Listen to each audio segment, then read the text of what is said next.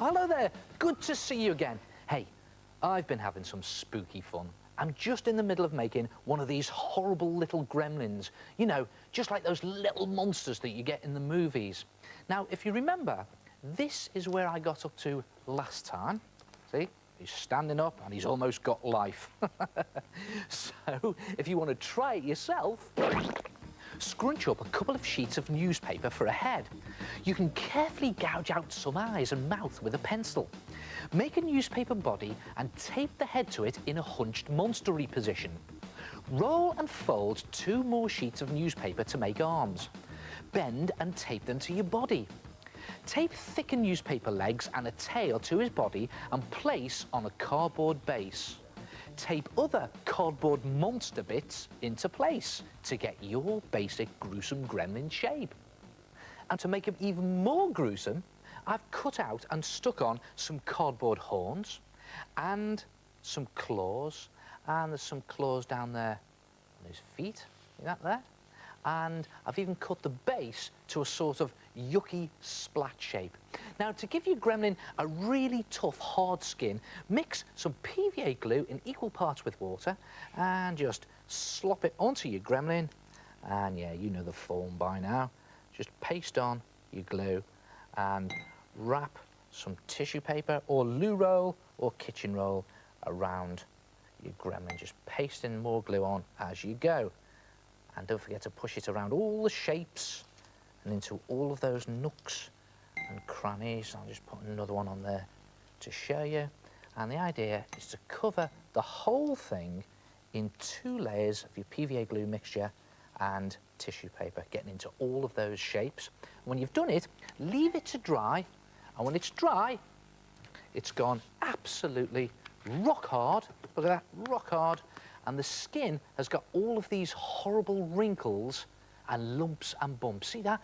Perfect gremlin skin. Then paint it any design you like.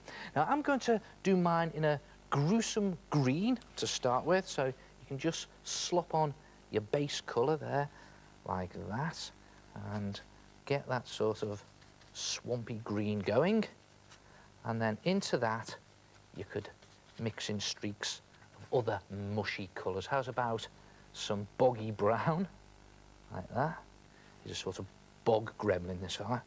Just streak that in. See the way it's all streaking in and giving the effect some sort of marsh monster or something. And I could even put in some, I don't know, puss yellow. Blech.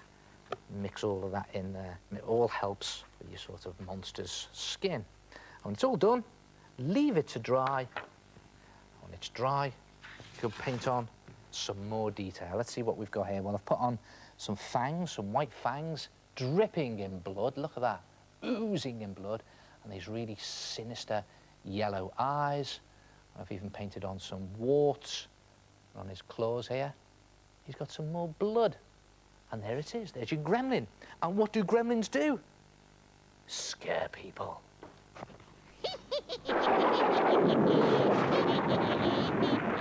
So, place it somewhere in your house so that it's lurking in a dark corner, waiting to give someone the fright of their lives. And you can make any gremlin design you like, and you can make them as cute as you like, or as gruesome as you like. Try it yourself, a gruesome gremlin.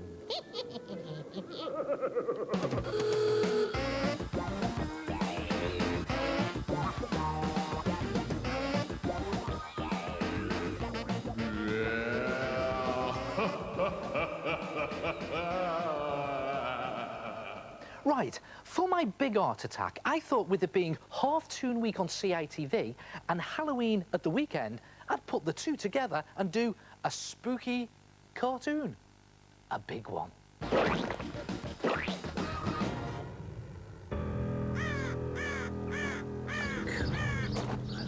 Oh. Oh.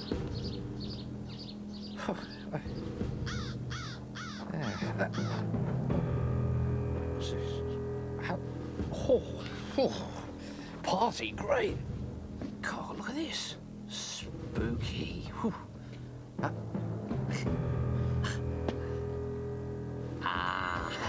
on.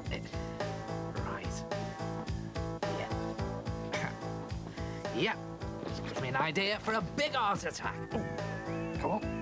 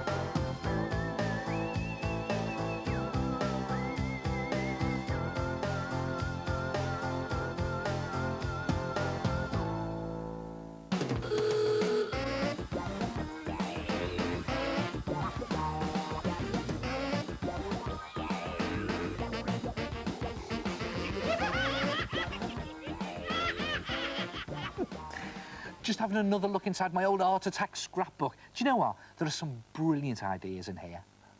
Now, Jacob Arnold Smith has made this fantastic clay tile by carving a picture of a fish on it, and when it's gone hard, he's painted it and given it a shiny finish.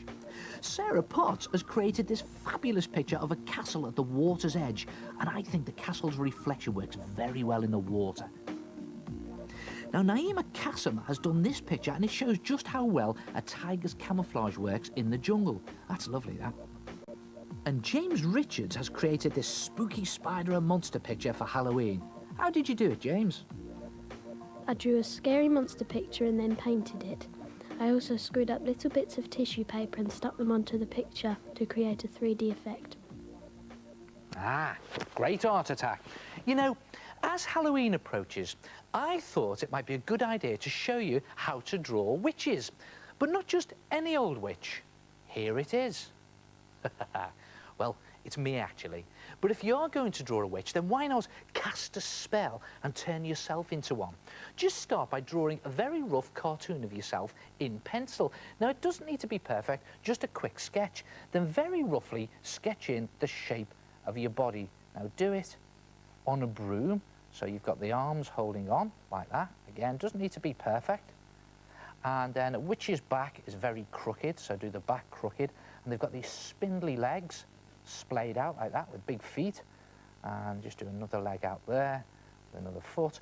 And then don't forget the broom goes down there. And again, just do it all in rough.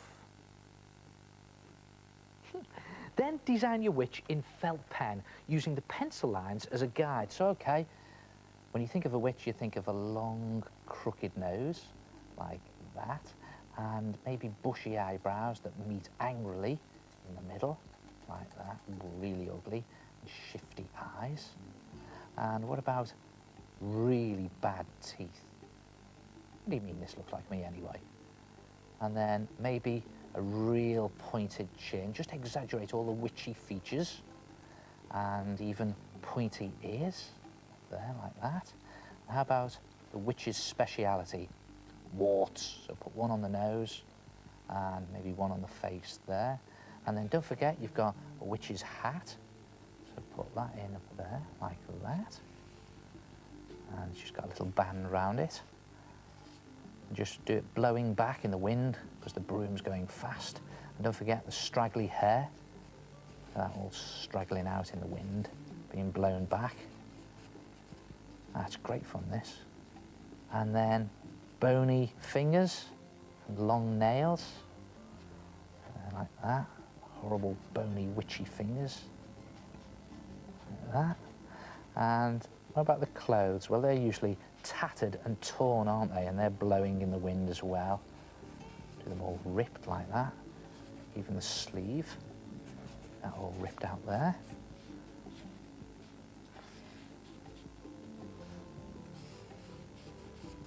And don't forget those long, bony legs. And the sort of witchy shoes. Buckle on them, like that. Long and pointed. Everything seems to be long and pointed on a witch, doesn't it? So just exaggerate it, have fun with it. And don't forget to put the broom back in.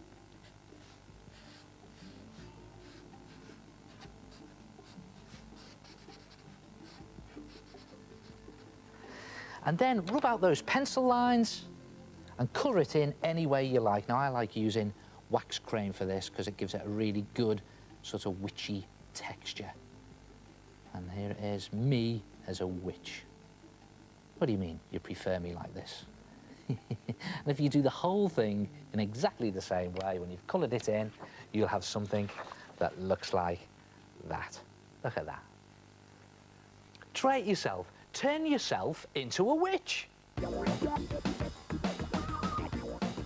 So, to get started with your own witch picture, do a rough cartoon of your face in pencil first, very rough.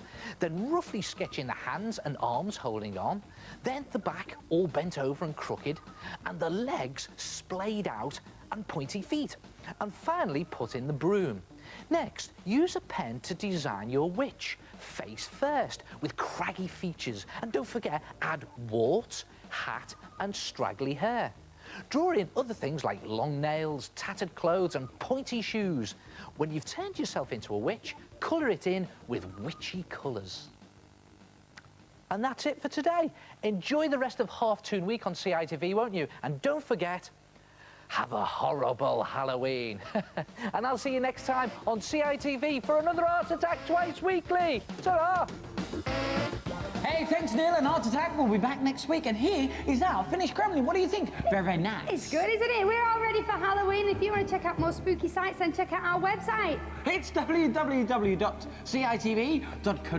I'm glad I've got my pumpkin to ward away the evil spirits. Yeah.